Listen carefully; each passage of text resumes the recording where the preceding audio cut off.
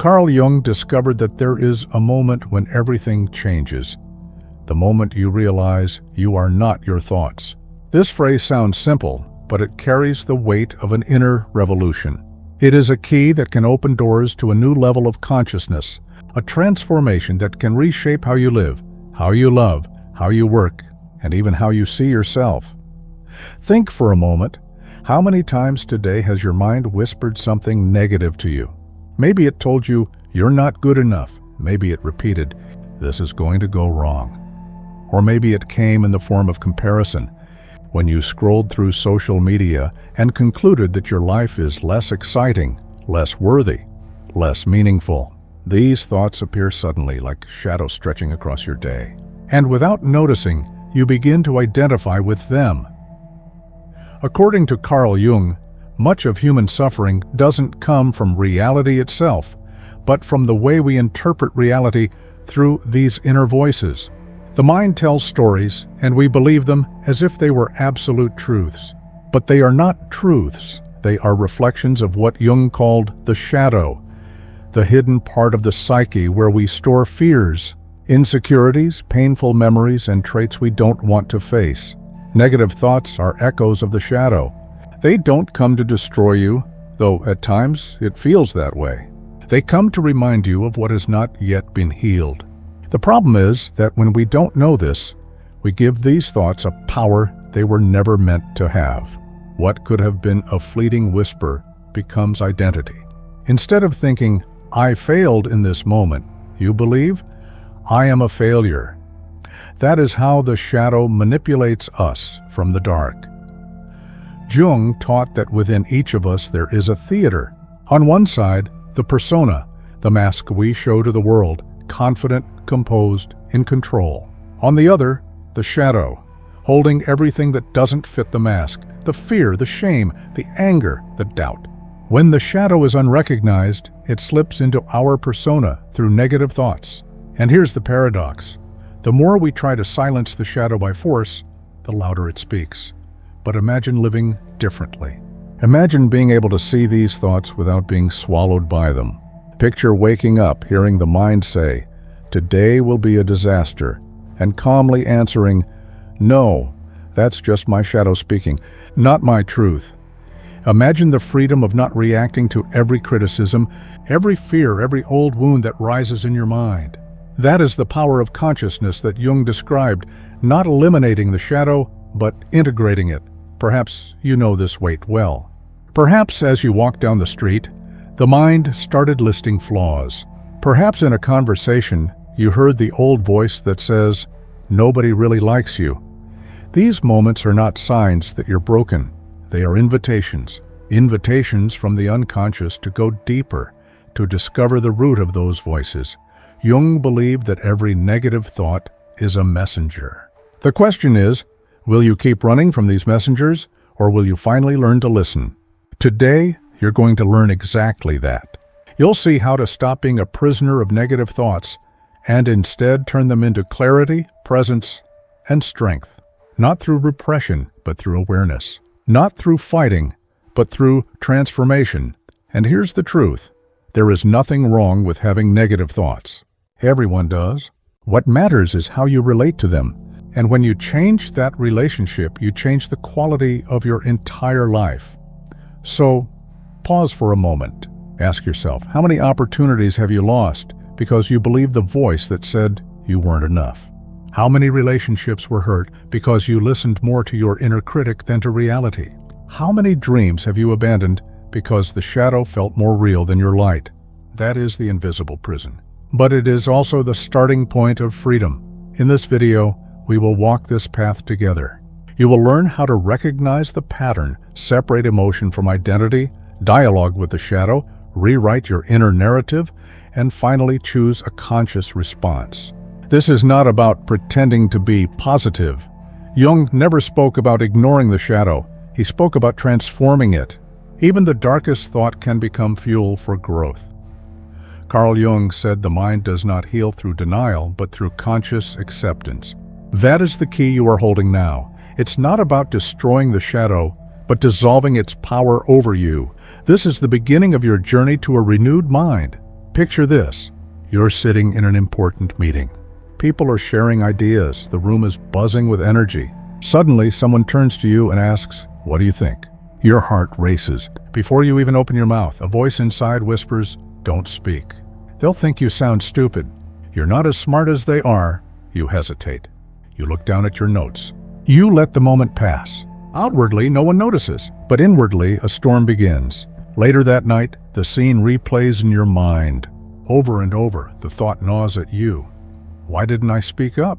I'm such a coward. I don't belong here. This is how negative thoughts operate. They rarely shout. They whisper, subtly, persuasively. They sound so convincing that you don't question them. And slowly, they shape your behavior, your choices, your life. Jung warned that what we refuse to recognize within ourselves returns disguised as fate. That single thought, "Don't speak, you're not good enough," becomes the invisible hand guiding your destiny. Now, imagine a different scenario. You post a photo on social media. Dozens of people leave positive comments. "Love this." "Oh, you look great." "What an amazing place." But then there's one comment, just one. It's vague, maybe even neutral, but your mind interprets it as criticism. You read it again and again. The more you stare at those words, the louder your inner voice becomes. See? They don't really like you. They're just being polite. The truth is, you're not enough. This is how the shadow works. It uses the outside world as a trigger, but the real drama unfolds inside. That single comment would mean nothing to someone else. But to you, it's fuel for the old narrative your shadow has carried for years. The criticism isn't about the photo at all. It's about the deeper wound inside you that says, "I am not worthy." And it doesn't stop there. Think about your closest relationships. A partner, a spouse, a friend makes an offhand remark, "You forgot to turn off the light." It's a neutral comment, but in your mind, it turns into a personal attack. They don't respect me. They don't appreciate me. I'm just a burden. Before you realize it, you're angry, defensive, maybe even distant. Hours later, when the emotion has cooled, you wonder, why did I get so upset over something so small? The truth is, you weren't just reacting to that moment. You were reacting to years of stored feelings, to an old echo from your shadow. Carl Jung explained that negative thoughts are not just noise in the mind. They are symbols. They point to unresolved stories, to unhealed wounds, to forgotten memories. The thought, "No one values me," may not be about your partner, your coworkers, or your friends. It may be about a childhood moment when you felt invisible to your parents, or about a relationship where your love was never reciprocated. The shadow doesn't disappear when ignored, it waits. And when triggered, it speaks through your thoughts. Here's the important truth. Negative thoughts are not enemies. They are messengers. They are alarms from your unconscious, signaling that something wants to be seen. The problem is that instead of listening to the message, we get trapped in the form. We believe the voice. We identify with it. And so, the shadow continues to control us from behind the scenes. Jung said, "Until you make the unconscious conscious, it will direct your life, and you will call it fate." Think about that for a moment. How many bad decisions in your life were not really decisions, but automatic reactions to the negative voices in your head? How many failures were actually the shadow pulling the strings while you thought you were in control? But imagine if things could be different. Imagine that in the middle of those moments, at the meeting, on social media, in your relationships, you could pause and say, "This thought is not the ultimate truth. This is my shadow speaking." Imagine having the awareness to see criticism, insecurity, or fear for what it really is. A signpost pointing to where healing is needed. That shift changes everything. Suddenly, the thought no longer defines you. It becomes a symbol, a message, something you can learn from instead of something that rules over you. If you've ever found yourself in these situations, silenced in a meeting, obsessing over a comment, overreacting in a relationship, then you know exactly how powerful the mind can be. And if this resonates with you right now, take a moment, like, share, and subscribe. Not just as a gesture, but as a way to keep this reflection alive and to help others free themselves from their own invisible prisons. Because here's the truth. Every time you recognize a negative thought for what it is, you weaken its power. Every time you refuse to identify with it, you reclaim a piece of your freedom. And every time you choose awareness over automatic reaction, you step closer to individuation, to becoming whole. This is where the transformation begins.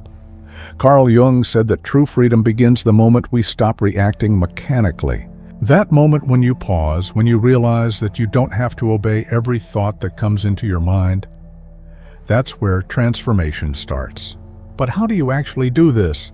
How do you deal with a voice that feels so powerful, so convincing, so loud inside your head?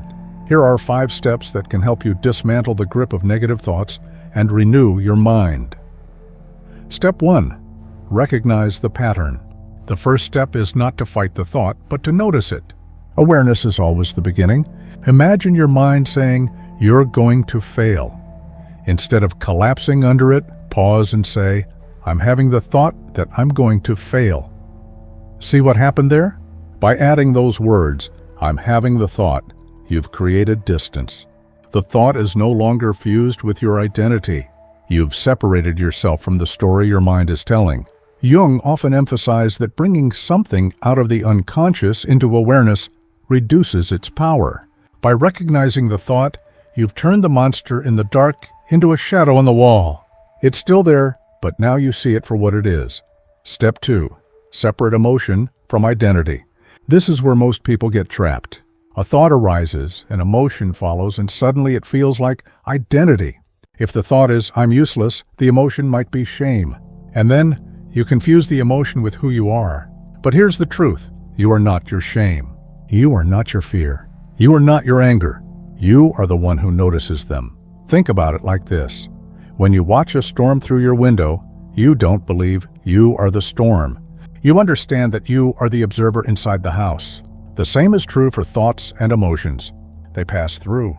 You remain. Jung taught that the shadow only becomes dangerous when we mistake it for the self. By separating emotion from identity, you prevent that confusion. You remind yourself, this is a feeling. This is a thought. It is not my essence. Step 3, dialogue with the shadow. Here is where Jungian psychology takes us deeper than most positive thinking advice. Instead of ignoring the thought or trying to replace it right away, you actually talk to it. Ask, what are you trying to show me? The thought, no one values me, might reveal an old wound from childhood when you felt unseen by your parents. The thought, I'll never succeed, might carry the memory of a time when you were humiliated or dismissed. Jung believed that every shadow element longs to be recognized. When you ask your negative thoughts what they're pointing to, you turn them into symbols. And once something becomes symbolic, it can be understood, worked with, and eventually integrated. This is not about agreeing with the thought. It's about listening to what lies beneath it. Step 4. Rewrite the narrative. Once you've recognized the thought and heard its message, you get to reshape it. This is not forced optimism or pretending everything is fine. It's choosing a narrative that reflects growth instead of fear. If the shadow whispers, "You're not good enough," you might answer, "I am capable of learning and growing." If it says, "Everyone will laugh at you," you respond, "Even if I make mistakes, I am evolving." The key is honesty. You don't need to replace the negative thought with an unrealistic fantasy. You need to create a balanced, empowering alternative. Jung taught that the psyche always seeks equilibrium. By rewriting the thought, you plant a new seed in the soil of your mind, one that can grow into resilience. Step 5. Choose a conscious response. This is where everything comes together. Recognition, separation, dialogue, rewriting. They all lead to this moment, the choice. If someone criticizes you, the old pattern may want to lash out in anger. The conscious choice might be to breathe and respond with calm. If your mind says, "You can't do this," the automatic response might be to give up. The conscious choice is to take one small step anyway. If the thought arises, "You're going to fail," you might usually freeze. The conscious response is to try, knowing failure is part of growth. Jung said we are not free while bound by the unconscious. Freedom arrives the moment we choose, not react. These 5 steps, recognize, separate, dialogue, rewrite, choose, form a bridge. On one side is the prison of automatic negative thinking. On the other side is the freedom of a renewed mind. And here's the beauty. You don't need to wait for the perfect moment to apply this. You can practice right now with the very next negative thought that arises. Each time you do, you grow stronger. Each time you do, the shadow loses a little more of its grip. Imagine living this way. The thought comes, you'll never make it. Instead of collapsing, you pause, breathe, and choose a new response. Over time, those small choices add up to an entirely new way of being. Carl Jung taught that the psyche is healed not through repression, but through integration. Which means, don't try to kill your negative thoughts. Learn from them. Integrate them. Let them fuel your growth. Take a breath now. Think of the last negative thought that weighed on you. See it in front of you, and say quietly but firmly, "You do not define me. I choose how I respond." That is the space where freedom begins. Carl Jung believed that every negative thought you recognize is also a part of yourself asking for healing. That means the voice that says you can't or you're not enough is not here to destroy you. It is here to reveal the parts of you that remain unseen. The problem is not the existence of negative thoughts. The problem is when you confuse them with who you are. Jung often compared the psyche to a house. In the living room is the persona, the part of you polished and ready for visitors. In the basement is the shadow, filled with boxes of forgotten memories, insecurities, and fears. Negative thoughts are like noises coming from that basement. You can ignore them and pretend the house is quiet, but they keep echoing. Or you can gather your courage, open the door, and look inside. And when you do, you realize that what seemed monstrous in the dark is actually manageable once brought into the light. This is the process of integration. And its impact is not limited to your inner world. It ripples outward, shaping your relationships, your family, your work, even the society you live in. Think about relationships. When you are swallowed by negative thoughts, you unconsciously project them onto others. If the voice says, "Nobody values me," you may interpret every neutral gesture as rejection. If it says, "I'm a failure," you may feel resentment or jealousy toward people who succeed. When the shadow is not recognized, it leaks into your conversations, your arguments, your decisions. You are no longer responding to reality. You are reacting to your own unconscious material. But imagine the opposite.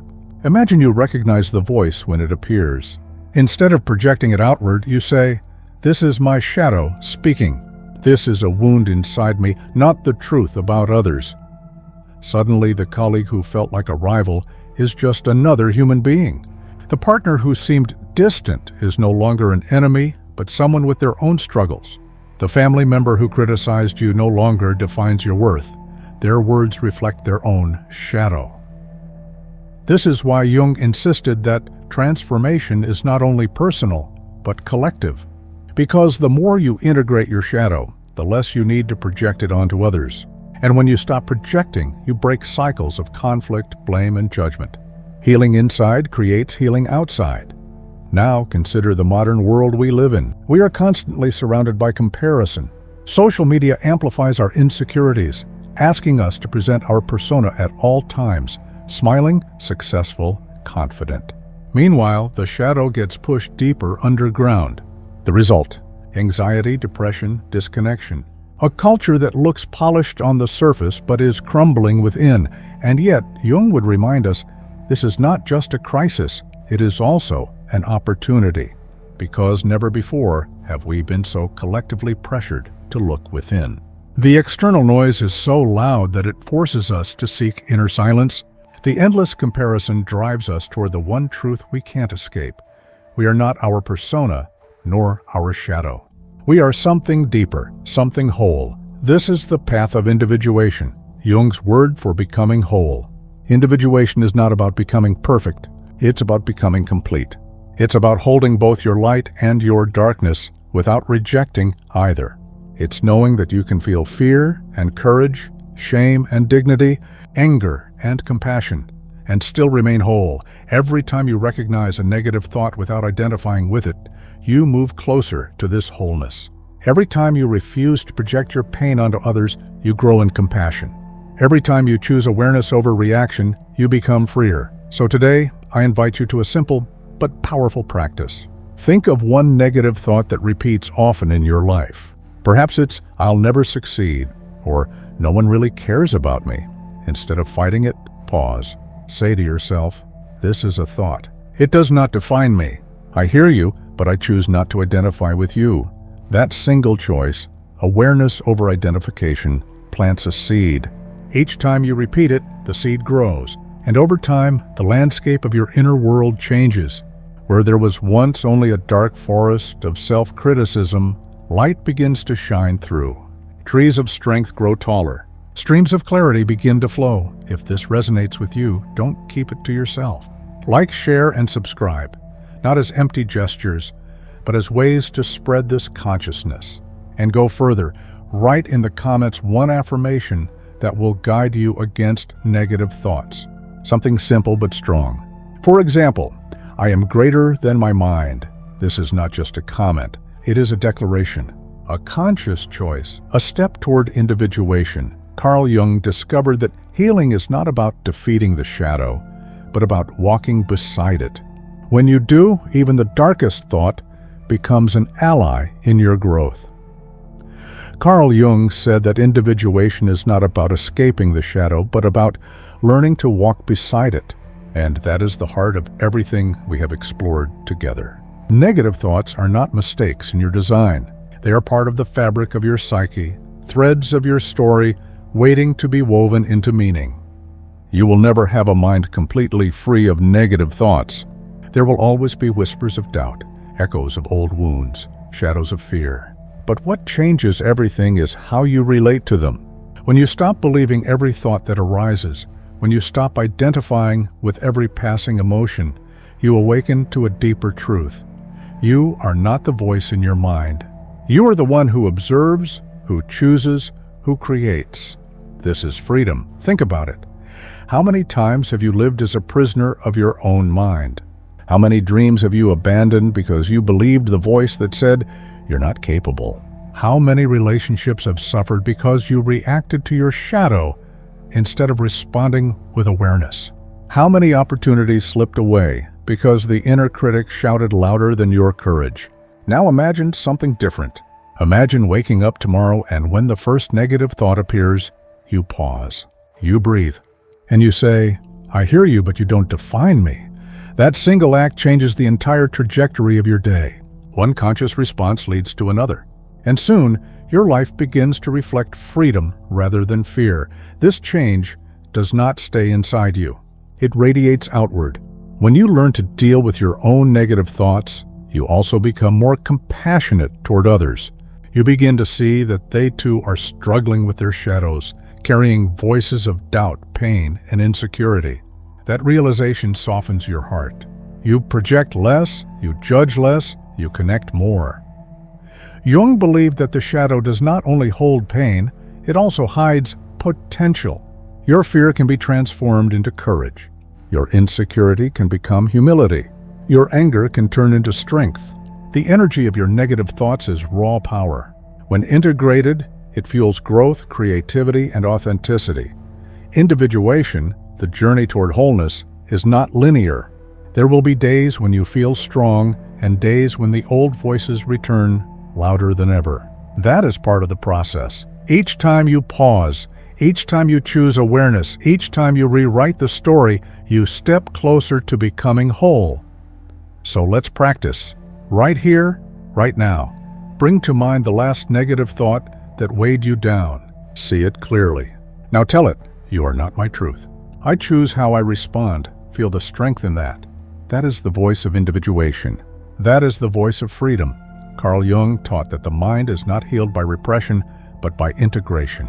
That means every time you face a negative thought with awareness, you are healing not just yourself, but also the patterns passed down through generations. You are breaking cycles of projection, pain, and fear. You are planting seeds of consciousness that ripple outward into the world. And so today, I invite you to make a declaration. In the comments, write, "I choose calm." Simple, clear, powerful. Those 3 words are a commitment to yourself. A reminder that no thought, no emotion, No shadow can define who you are. If this message has touched something within you, like, share, and subscribe.